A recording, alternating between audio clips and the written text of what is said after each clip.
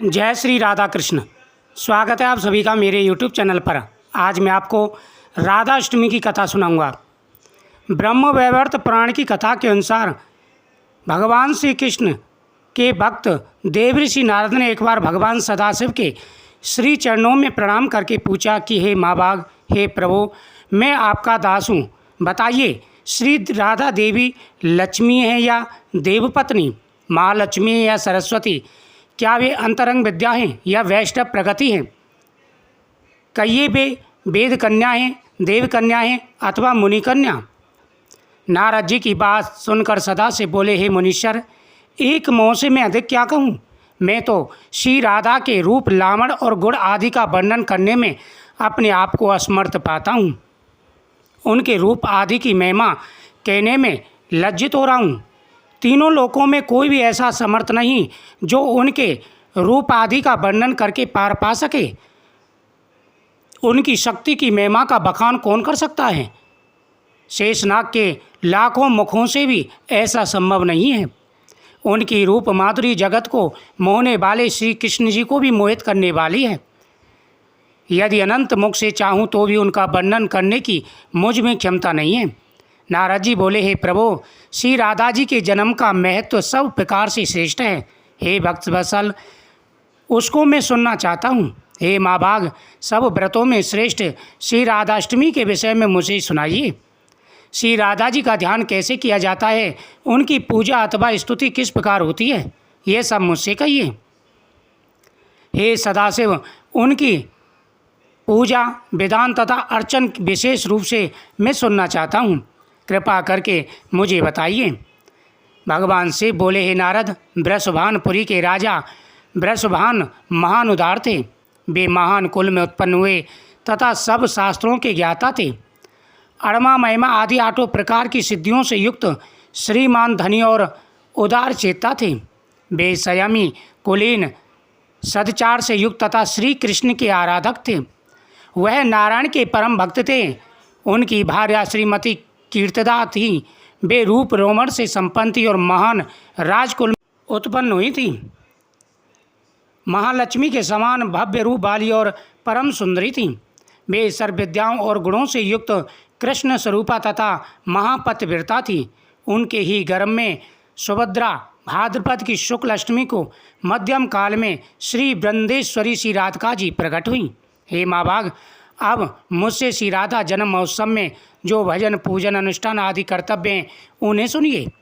सदा श्री राधा जन्माष्टमी के दिन व्रत रखकर उनकी पूजा करनी चाहिए। श्री राधा कृष्ण के मंदिर में ध्वजा, पुष्पमाला, वस्त्र, पताका, तोरण आदि नाना प्रकार के मंगल द्रव्यों से यथाविधि पूजा करनी चाहिए।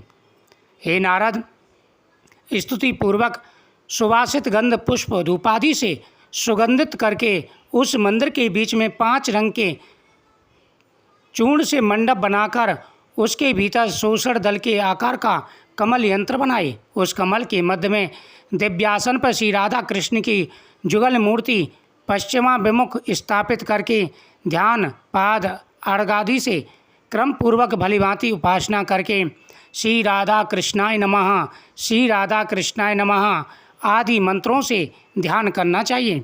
हे नारद, द्वापर समय की बात है। घनघोर राक्षस हो गए थे। चारों तरफ राक्षसों का तांडव था। चारों तरफ अधर्मी अधर्म था। पाप ही पाप फैल रहा था।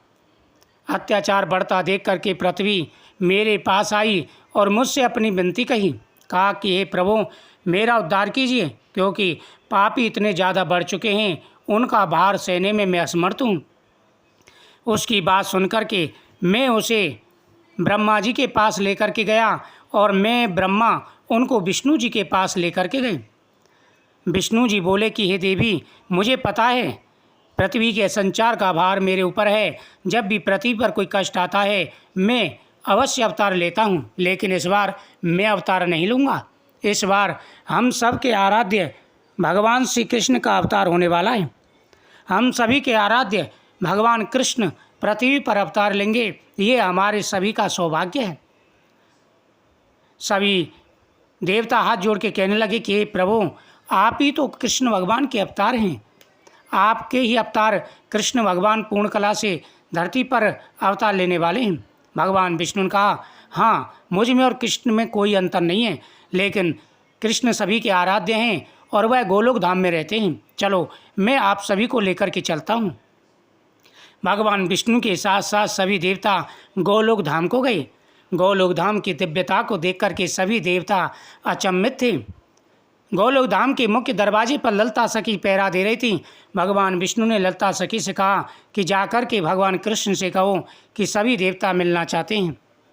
सभी देवता भगवान कृष्ण की आज्ञा का बाट देखने लगे। ललिता सखी गई, कहा कि प्रभु, सभी देवता द्वारे पर आए हैं, आपसे मिलना चाहते हैं। भगवान कृष्ण बोले कि उनको आदर के साथ अंदर लेकर के आओ। सभी देवता भगवान कृष्ण के पास गए तो सामने राधा कृष्ण की जोड़ी को देख करके सभी मंत्रमुग्ध हो गए। सभी श्री राधा कृष्णाय नमः, श्री राधा कृष्णाय नमः मंत्रों का जयकारा करने लगे। भगवान विष्णु ने कहा कि प्रभु, अब आपके अवतार का समय आ गया है। पृथ्वी पर हाहाकार मचा हुआ है, तांडव मचा हुआ है, कृपा करके इस विपदा को दूर करें। भगवान कृष्ण ने कहा कि हे विष्णु जी, मैंने पहले ही योजना बना ली है। श्री दामा और राधा में आपस में श्राप हो चुके हैं। इन दोनों का शीघ्र ही अवतार होगा, फिर जल्दी ही मेरा भी अवतार होगा। तो कृष्ण जन्माष्टमी पर भगवान कृष्ण ने अवतार लिया और राधाष्टमी पर राधा रानी जी का प्राकट हुआ। जिस समय राधा रानी जी का प्राकट हुआ, चारों दिशाएं मंत्रमुग्ध थी। सभी देवता हाथ जोड़ कर खड़े हुए थे।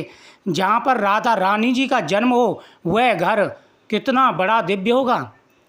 जो राधा रानी जी के माता पिता हैं उनके कितने बड़े पुण्य होंगे, कितने लाखों वर्ष तक उन्होंने तपस्या की होगी जब राधा रानी जी उनके घर में प्रकट हुई। जहाँ पर भगवान का प्राकट हो, जहाँ पर हमारी राधा रानी जी का प्राकट हो, वृषभान जी और कीर्तिदा माता कितनी भाग्यशाली थी। इन्होंने हजारों हजारों करोड़ों लाखों वर्ष तक तपस्या की, जब जा कर के इनको ऐसा सौभाग्य मिला। साथ ही वसुदेव देव की नंद बाबा और यशोदा माँ, इनके बड़े सौभाग्य थे जहाँ पर भगवान श्री कृष्ण का जन्म हुआ और यह भगवान श्री कृष्ण के माता पिता बने। इस प्रकार से राधा रानी जी का प्राकट हुआ। वृषभान सभी सिद्धियों के मालिक थे। उन्होंने बड़ी कठोर तपस्या की, उनको वरदान प्राप्त हुआ और राधा रानी जी बिटिया रूप में उनको प्राप्त हुई।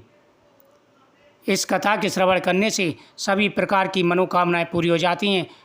भाद्रपद मास के शुक्ल पक्ष की अष्टमी तिथि को श्री राधा अष्टमी का पर्व मनाया जाता है। इस दिन हमारी लाडली जी का जन्म हुआ था।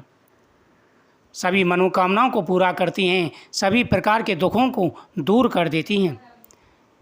इस प्रकार राधा रानी जी की पूजा करें, पंचामृत से स्नान कराएं, फल फूल माला आदि से पूजा करें, अरबी का भोग लगाएं और राधा रानी जी के मंत्रों का जाप करें, सभी मनोकामनाएं पूरी होंगी। श्री राधा कृष्णाय नमः।